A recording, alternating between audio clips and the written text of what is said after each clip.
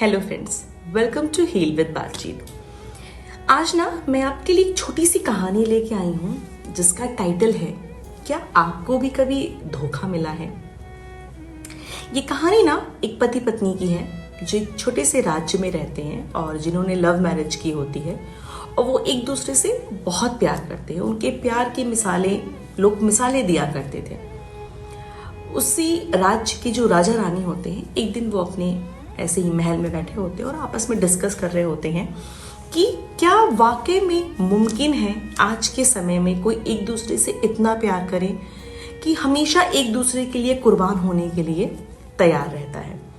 तो राजा साहब ने कहा कि जरूर इसमें जो लड़का है उसका सेक्रीफाइस ज्यादा है या वो बहुत ज्यादा प्यार करता है, इसीलिए रिश्ता इतनी खूबसूरती से आज तक टिका हुआ है।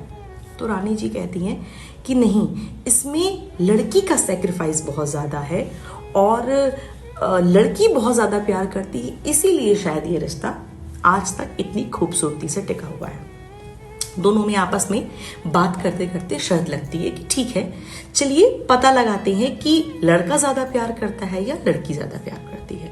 अगले दिन ही जो राज्य के मंत्री होते हैं उनको राजा जी अपने पास बुलाते हैं और उनसे कहते हैं कि तुम जाओ और लड़के के पास जाओ और उसको तुम ये कहो कि अगर आप अपनी बीवी की हत्या कर देते हैं तो रानी साहिबा आपसे शादी करने के लिए तैयार होंगी। मतलब वो शादी करेंगी आपसे अगर आप अपनी बीवी की हत्या कर देते हैं तो।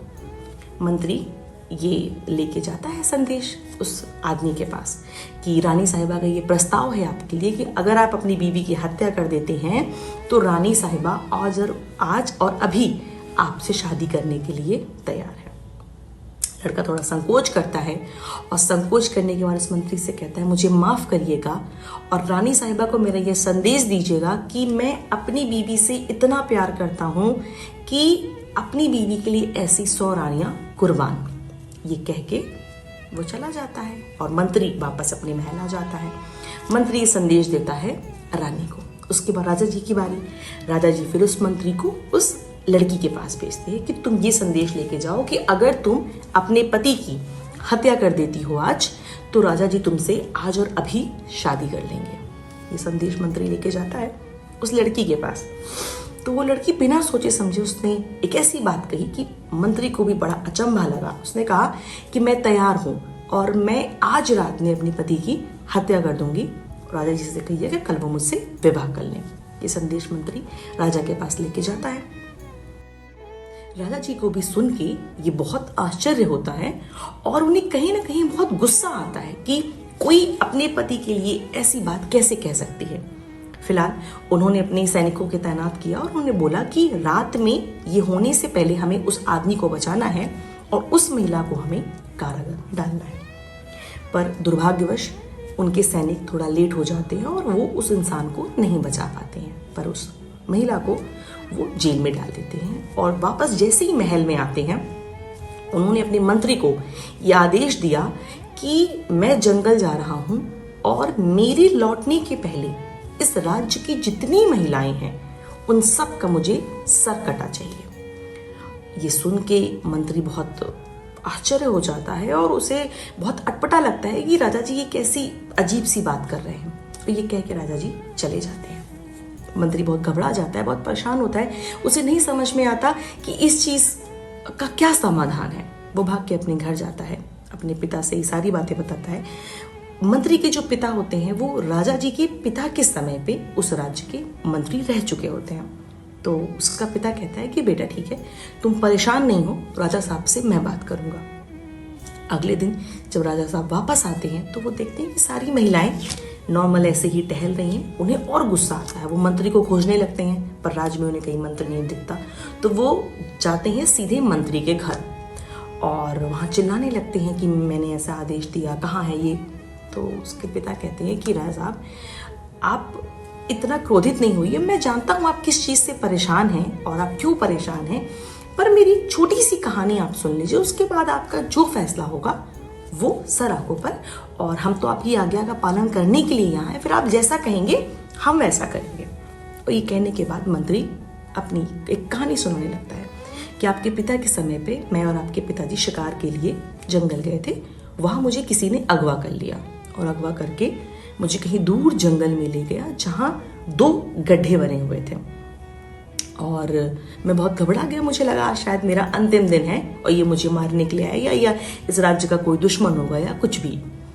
और थोड़ी देर बाद ही जिस इंसान ने मुझे अगवा किया था वो किसी की एक सर कटी हुई लाश लेके आया और उसने मुझसे कहा कि ये जो बगल वाला गड्ढा है इसमें इस इंसान को दफनाना है। मैंने और उसने मिलकर उसको दफनाया। थोड़ी देर बाद उसने अपना नकाब हटाया। वो एक पुरुष नहीं, वो एक महिला थी। तो मैं थोड़ा अचंभित हुआ और मैंने उससे पूछा कि ये कौन है और तुमने ऐसा क्यों किया। उसने मुझे जवाब दिया कि ये जो लाश है ये एक राजा की है। इस राजा ने मुझे पाने के लिए मेरे पति की हत्या कर दी और यही बगल में उसने मेरे पति को दफना दिया था। मैंने अपने पति की हत्या का बदला लिया इससे और मैं अपने पति से बहुत प्यार करती हूँ और मैं उसके बिना जिंदा नहीं रह सकती। मेरे जीने का एकमात्र सिर्फ यही कारण था कि जब तक मैं इस राजा की हत्या नहीं कर देती मैं अपनी जीवन का त्याग नहीं करूँगी। और आज मैंने जो संकल्प लिया था वो मैंने पूरा कर दिया और आज मैं यहीं अपना आत्मदाह करूँगी और अपने पति के बगल यहीं मैं खुद को मैं समर्पित कर दूँगी। मंत्री ने राजा से कहा, ये कहानी बताने का मेरा सिर्फ इतना उद्देश्य था राजा साहब कि मुझे पता है आपका दिल बहुत दुखा उस महिला की बात सुन के कि कैसे उस महिला ने किसी दूसरे पुरुष के लिए उस पति की हत्या कर दी जो पति उससे बेइंतहा प्यार करता था। और इस चीज़ से आप बहुत दुखी हुए और आपको लगा कि एक महिला ने ऐसा किया तो मतलब दुनिया की सारी महिलाएं सब ऐसे ही, सब ने गलत किया। आप उस महिला को छोड़िए, आप इस महिला को देखिए।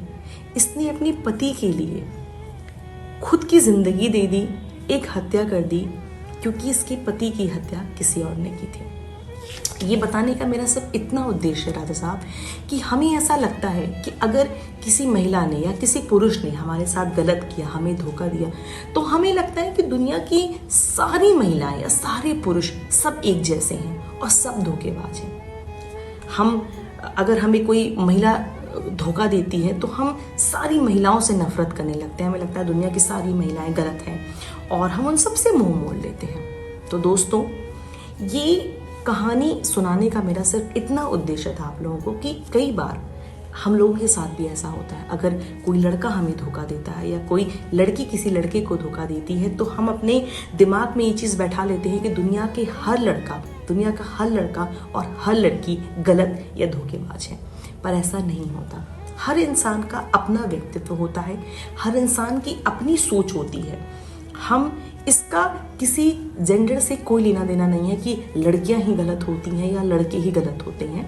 सबका अपनी सबकी सोच है।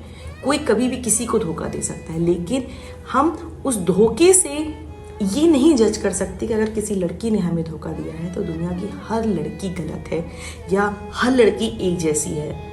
ये हर उन लड़कों के लिए भी संदेश है और हर उन लड़कियों के लिए भी संदेश है कि अगर आपके जीवन में कभी आपको कोई धोखा देता है तो आप ये मत समझिए कि दुनिया का हर इंसान एक जैसा है। अगर आपको भी मेरी ये छोटी छोटी कहानियाँ अच्छी लगती हैं या आपके जीवन में कुछ भी बदलाव लाती हैं तो मुझे कमेंट करके ज़रूर बताइएगा। मैं कोशिश करूँगी कि ऐसी ही कहानियाँ मैं हमेशा आपके सामने लेके आऊँ। Thank you.